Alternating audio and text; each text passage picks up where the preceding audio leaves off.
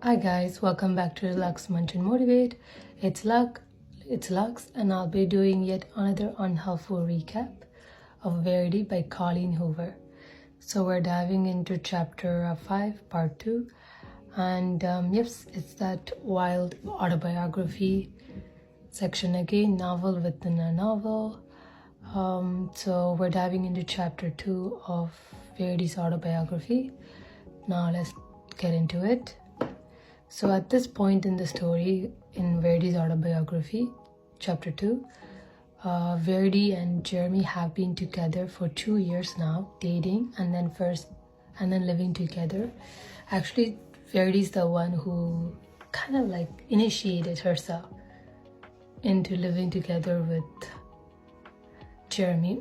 And then, yes, but Verity's like super addicted to him. She's in love with him so much. She doesn't show it. She doesn't show that she needs Jeremy this much.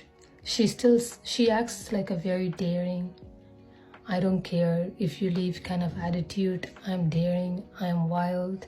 She has that persona. She carries that persona, but she's deeply addicted to Jeremy. And she even admits that she couldn't function without him. To herself, of course. She doesn't tell this out to Jeremy. And then, so after living together for 2 years, pretty much happy, Jeremy temporarily moves to Los Angeles for work.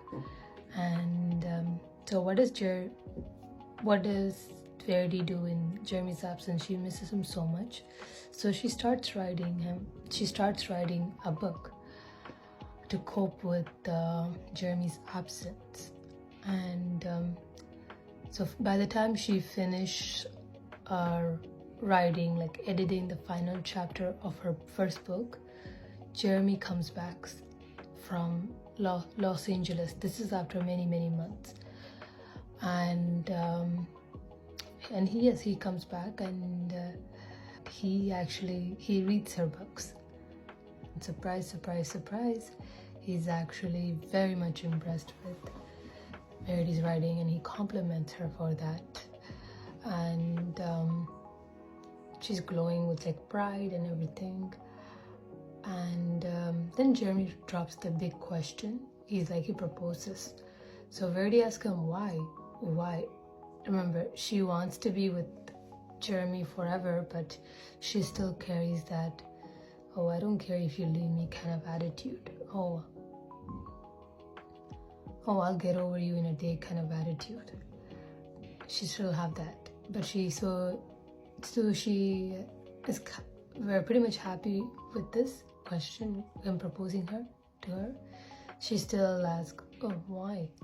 And Jeremy is like, yes. Like, yeah, because I'm your biggest fan. And yes. Verity says yes, and boom, he puts a ring on her finger. Verity's pretty much over the moon at this point. And then at that day, I think they're like pretty much they're so happy. They have unprotected sex. And for the next 2 months after the proposal, Verity is on cloud 9. She's constantly staring at her ring and imagining the wedding, like almost tearing up every time she thinks about it, until she gets pregnant. And then Verity gives a warning at that point that things are going to turn sour.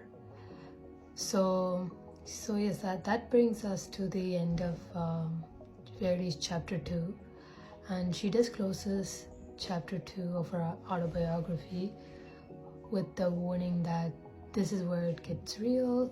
This is the point where like other authors would paint themselves in a better light, but I'm gonna be raw and honest about it. She pretty much says that. And yes, honestly, I am kind of terrified of what's coming next in her autobiography. I am suspecting her of some things, and I'm actually kind of scared to find out if she's guilty or innocent. of the things I'm suspecting her of. Anyways guys, that's it for chapter 5 part 2, my usual unhelpful recap. And thanks so much for watching guys, and let me know your thoughts and theories down in the comment.